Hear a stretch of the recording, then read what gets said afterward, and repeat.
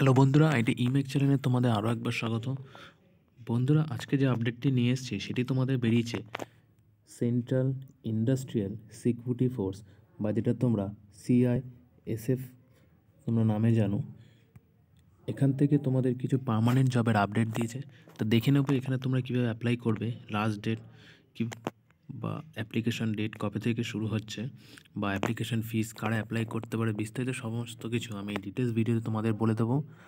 আর যদি আমার ভিডিও তোমার ভালো লাগে তাহলে অতি অবশ্যই লাইক শেয়ার সাবস্ক্রাইব করো, তাহলে রেগুলার তোমাদের কোনো জবের ভিডিও আমি নিতে থাকবো। আর যদি আরও এরকম জবের ভিডিও পেতে চাও তাহলে আমার ভিডিও ডিসক্রিপশান লিঙ্কে তোমাদের টেলিগ্রাম গ্রুপের লিঙ্ক আছে, সেখান থেকে তোমরা গ্রুপে অ্যাড হয়ে তোমরা বিভিন্ন জবের আপডেট সেখানে পেয়ে যাবে। তাহলে প্রথমে এখানে তোমরা দেখতে পাচ্ছ যে পোস্টের জন্য তোমাদের রিক্রুটমেন্ট করা হচ্ছে সেটি হচ্ছে constable driver and constable driver cum pump operator. তাহলে এই পদের জন্য তোমাদের নিয়োগ করা হচ্ছে। আর যেখানে তোমরা দেখতে পাচ্ছ তোমাদের অ্যাপ্লিকেশনটি, তোমাদের date of submission of online application তোমাদের 3/2/2025 থেকে তোমাদের স্টার্ট হয়েছে, যেটি তোমাদের চলবে 4/3/2025। আর তোমাদের যে ক্লোজিং ডেট সেটাও তোমাদের দেওয়া আছে 4/3/2025। তাহলে তোমাদের মোটামুটি 1 মাস তোমাদের টাইম আছে, তোমরা ফর্মটি ফিল আপ করতে পারবে। আর এখানে ফর্মটি ফিল আপ করার জন্য তোমাদের মেল ক্যান্ডিডেট হতে হবে, যেটা ইন্ডিয়ান সিটিজেন থাকলে তোমরা অ্যাপ্লাই করতে পারবে। আর যেখানে তোমাদের যে পে ম্যাট্রিক্স তোমরা দেখতে পাচ্ছ লেভেল 3 পে ম্যাট্রিক্স, তোমাদের 21,700 থেকে প্রায় 69,100 তোমাদের স্যালারি দেওয়া হবে। আর এর সাথেও তোমাদের দেখো আরও ডিটেলস কিছু দেওয়া আছে তোমাদের এখানে। দেখতে পাচ্ছ এখানে দেওয়া আছে the candidate should submitted only one application and they will be eligible both constable driver constable. The candidate will be given their first and second preference, the constable and the driver and constable বা DCPO vice versa choice the given the time of submission application rules। তাহলে তোমরা যে কোনো একটি পোস্টের জন্য তোমরা আবেদন করতে পারবে। যদি তোমরা দুটিতে এলিজিবল হও তাও তোমরা যে কোনো একটি তোমরা অ্যাপ্লিকেশন করতে পারবে। আর বন্ধুরা, এই নোটিফিকেশনটা যেটা তোমাদের জন্য দরকার, আমি সেই ডিটেলসগুলো তোমাদের সামনে তুলে ধরবো, কারণ এটি টোটাল 30 পাতার একটি PDF। তাহলে এত বললে ভিডিওটি অনেক লং হয়ে যাবে, তাই যেগুলো তোমাদের ফর্ম ফিল আপের জন্য দরকার সেগুলোই আমি তোমাদের বলে দেবো। দেখতে পাচ্ছি এখানে অ্যাপ্লিকেশন উইল বি অ্যাকসেপ্ট তোমাদের করা হবে, তোমাদের অনলাইন মোডে অ্যাপ্লিকেশন করা হবে। যেমন দেওয়া আছে application will be accepted to the online mode.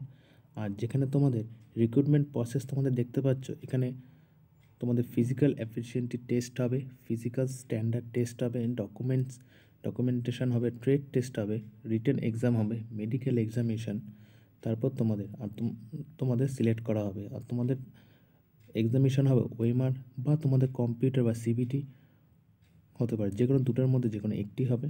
আর তোমাদের পেপার হবে ইংলিশ বা হিন্দিতে, এই দুটি তোমাদের হবে।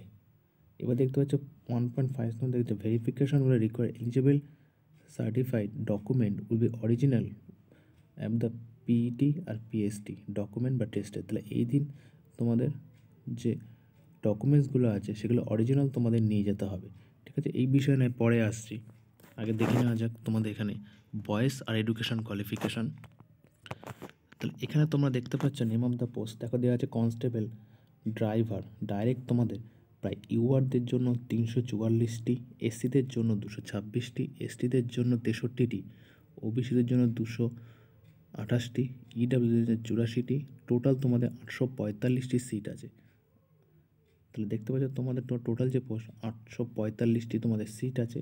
আর constable driver cum pump operator পদের জন্য তোমাদের 279টি পদ আছে, যেখানে ইউআরদের জন্য আছে 116টি, SCদের জন্য আছে 41টি, STদের জন্য আছে 20টি, OBCদের জন্য আছে 75টি, EWSের জন্য আছে 27টি।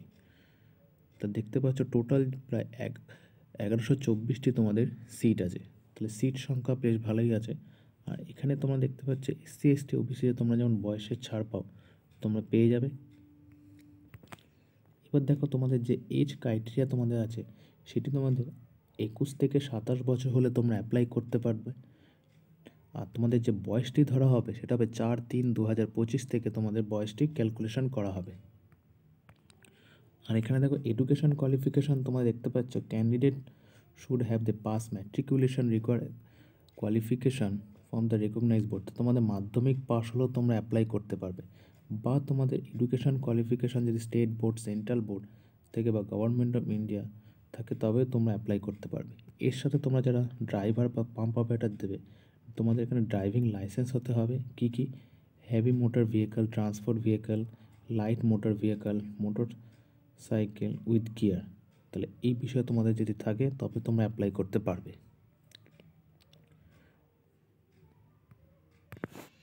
এবার দেখো তোমরা যে ফিজিক্যাল স্ট্যান্ডার্ড তোমাদের আছে, তোমাদের প্রথমে যেটা for the general EWS/SC OBC ক্যান্ডিডেটের জন্য তোমাদের 167 সেন্টিমিটার লাগবে। চেস্ট তোমাদের লাগবে মিনিমাম 80 সেন্টিমিটার, আর ম্যাক্সিমাম তোমাদের এক্সপেনশন করে তোমাদের 80 থেকে 85 তোমাদের হতে হবে বা চেস্ট ফুলিয়ে। তারপর তোমাদের দেখতে পাচ্ছ যে রিল্যাক্সেশন স্ট্যান্ডার্ড যেটা যাচ্ছে তাদের জন্য তোমাদের হতে 160 সেন্টিমিটার, বা যেগুলো কাদের হতে হবে গোর্খাস, কমসব গোর্খাস। তাহলে বিভিন্ন যে তোমাদের রিল্যাক্সেশন যেগুলো আছে জাতিগুলো সেগুলো তাদের ছাড় আছে তোমাদের 160। আর এখানে তোমাদের ফুলিয়ে 78 সেন্টিমিটার হতে হবে। ফুলিয়ে তোমাদের 5 বাড়িয়ে 5 তোমাদের এক্সট্রা ফুলিয়ে তোমাদের 78 থেকে প্রায় 83 তোমাদের চেস্ট ফোলাতে হবে। নর্মাল তোমাদের চেস্ট থাকতে হবে 78। তাহলে এরা কারা পাবে? যারা সিকিম, মণিপুর, মাদ্রাস, মণিপুর, ত্রিপুরা, মিজোরাম, মেঘালয় এই সমস্ত জায়গায় যারা ক্যান্ডিডেট আছে তারাই শুধু এই ছাড়টি পাবে। এবার দেখো তোমাদের এখানে বলেছে হাউ টু অ্যাপ্লাই। তাহলে হাউ টু কীভাবে তোমরা অ্যাপ্লাই করবে? Application most be submitted online mode the official website of CISF। তাহলে এখানে দেখতে পাচ্ছ এই অফিসিয়াল ওয়েবসাইটে গিয়ে তোমরা অ্যাপ্লাই করতে পারবে। Detail instruction please annexe 1। তাহলে তোমরা দেখো কোন কোন জায়গায় তোমাদের স্টেট ওয়াইজ তোমাদের পোস্ট দেওয়া আছে বা তোমাদের কোন সেক্টর তোমরা ফিল আপ করতে পারবে। দেখতে পাচ্ছ তোমাদের যে চণ্ডীগড়, হরিয়ানা, হিমাচল প্রদেশ, কাশ্মীর, লাদাখ, পাঞ্জাব এখানে আছে নর্দার্ন সেক্টর, যেখানে তোমাদের DIG বা CISF নর্থ জোন আছে। Headquarter CISF campus Mahinpur, new Delhi. এবার তোমরা যারা দিল্লি, উত্তরপ্রদেশ বা উত্তরাখণ্ডে করতে চাও সেটা তোমাদের NCR সেক্টর আছে, যেখানে DGI তোমাদের যে এটা তোমাদের অ্যাপ্লিকেশন যে সেন্ট্রালগুলো আছে অ্যাড্রেস, সেই সেন্ট্রালের নাম তোমাদের দেওয়া আছে। তারপর দেখো আমি চলে যাব এখানে যেটা ওয়েস্ট বেঙ্গল আছে, যেমন দেখো তোমাদের এখানে যে নিকোবর, আন্দামান নিকোবর আইল্যান্ড, সিকিম, উড়িষ্যা, ওয়েস্ট বেঙ্গল। এটা হচ্ছে নর্থ ইস্ট সেক্টর 2, যেখানে তোমাদের আছে DIG বা CISF north eastern zone, Kolkata township, Kasba, Kolkata 107। তা এইটা হচ্ছে ওদের ইমেল নাম্বার। এবার চলে যাবো তোমাদের অ্যাপ্লিকেশন ফিস। তোমরা দেখতে পাচ্ছ তোমাদের 100 টাকা অ্যাপ্লিকেশন ফিস লাগবে, যেটি UR EWS বা OBCদের জন্য। আর SC/ST জন্য কোনো রকম ফিস এখানে লাগবে না। তাহলে 100 টাকা ফিস তোমাদের ঠিকঠাকই আছে একটা নন অ্যাপ্লিকেশনটা করার জন্য। এবার দেখো এখানে কিছু রিক্রুটমেন্ট প্রসেস দিয়েছে যে তোমরা কীভাবে রিক্রুটমেন্টটি হবে। প্রথমে দেখো হাইট পার টেস্ট হবে।